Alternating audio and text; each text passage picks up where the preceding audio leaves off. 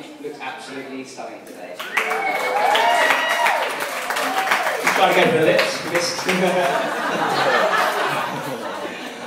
Now, this is the first time I've been best man, so I thought I'd have a look on the internet to see what my duties were.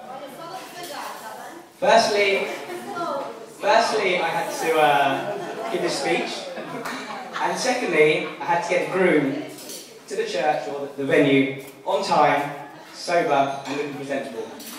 He was here on time, fairly sober, I think, and presentable. I'm not a miracle worker, but mate, you look all right today. Yes. So, how did I become best man? I won't actually forget the first time the park asked me to be best man. We're in the park in Shoreditch, having a quiet drink. His voice then went... Quiet drink, yeah. As if. His voice then went very serious, very, very deep, and he asked me what my thoughts were about marriage. I looked at him, slightly taken aback, and told him that what had happened between us was merely a way to conserve body heat in our freezing cold flat. Should probably go no further. I'm definitely not getting married, mate. But honestly, it is a great honour to be best man for such an amazing guy, and thank you, Parkys, for asking.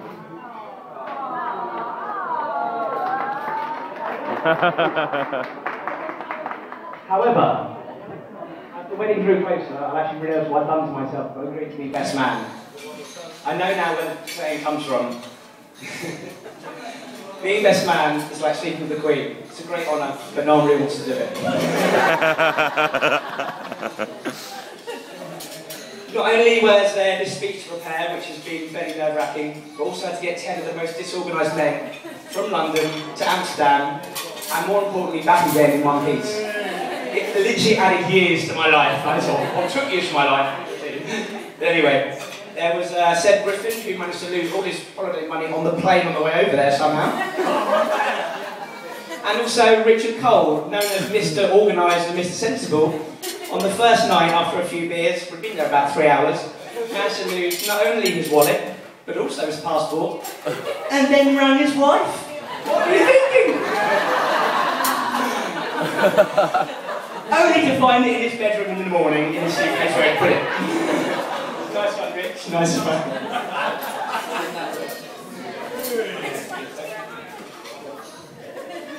So now on to a few stories about Mr. Samuel John Parkinson. My. There are many stories about Sam. Only a few I can tell, and I think that's taken up Australia after running by Sam, so I hope to clean up, I don't offend anyone. Here we go. I first met Parky when I was at school. When his name wasn't Parky, it was Pikey.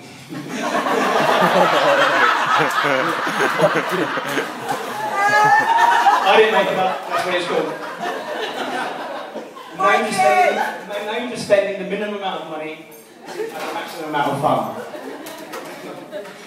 One such story, we went to a music festival in England called Homeland, which goes on for an entire 4 days.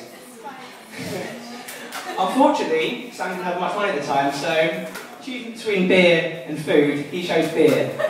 He survived for 4 days. 4 days! By stealing brown sauce, tomato ketchup and mayonnaise from the burger van. He loves a bit of mayo.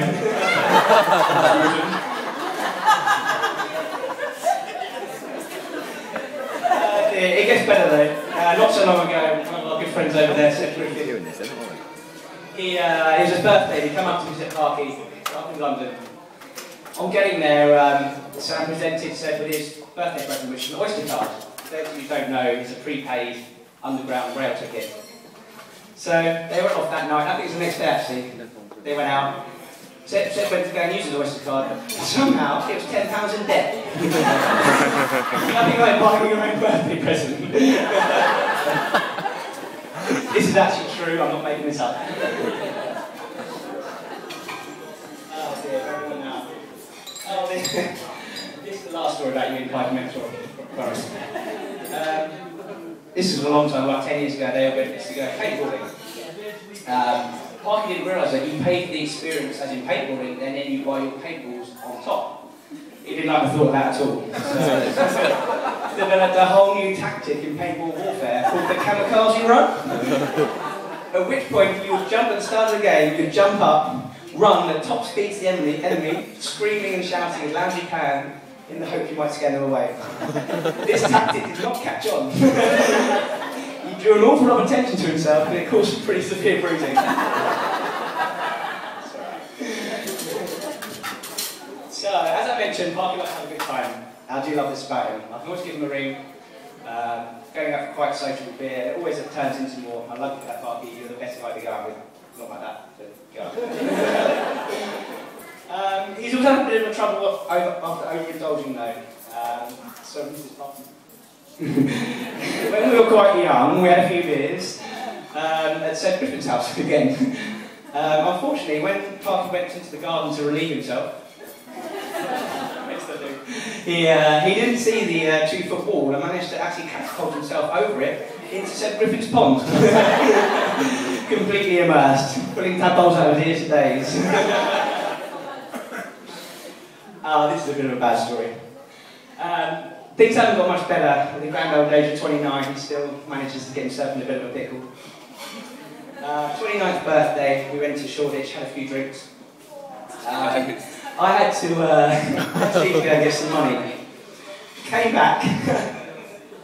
Oh my god, I'm actually scared. I came back and I couldn't find Parky anywhere, so I had a little scout around. It was quite a nice bar, people were sort of chatting quietly, quite soft music on. Then, out of the corner of my eye, I see him. What? Parky had obviously been to the loo. But walking across the dance floor, I noticed he hadn't pulled his trousers up. All on show. Wedding tackle.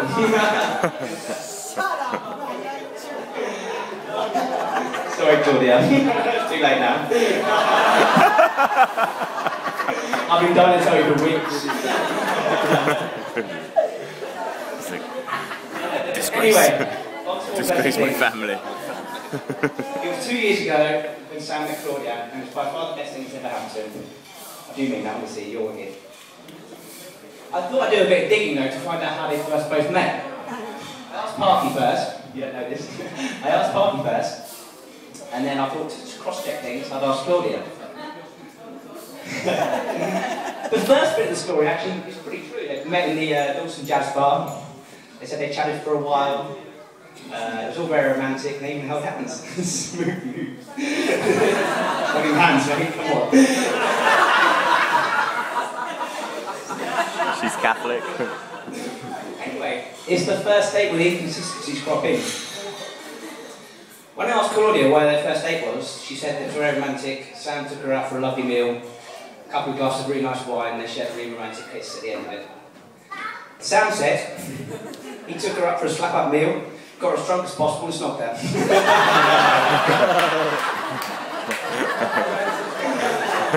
Oh, how you lie.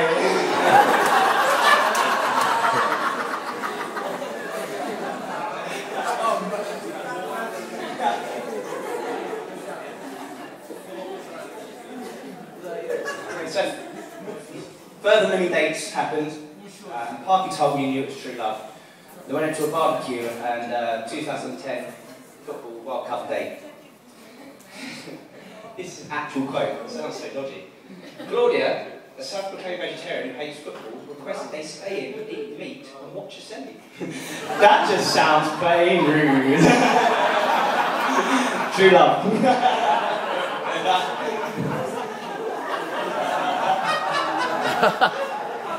Hey, filthy oil.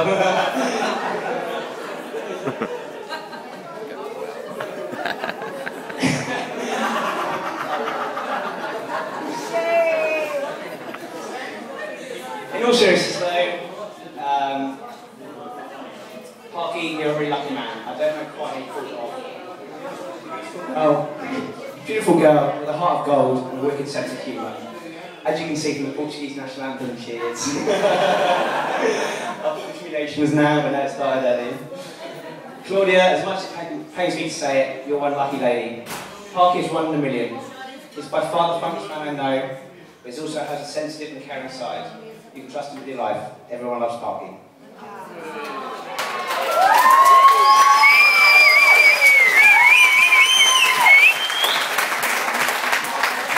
So, finally, I'd like to say a thank you for everyone for coming and joining the newly married couple in their celebrations in this gorgeous location.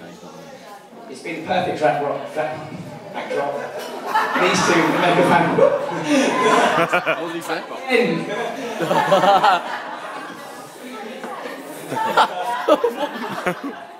Thank you for coming. Perfect backdrop. These two make a fantastic couple. I think you'll agree.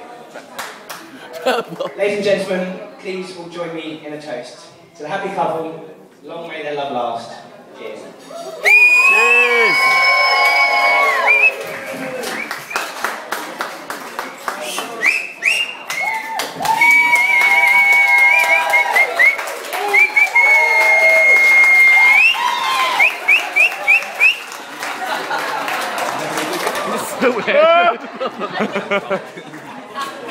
Tap bot.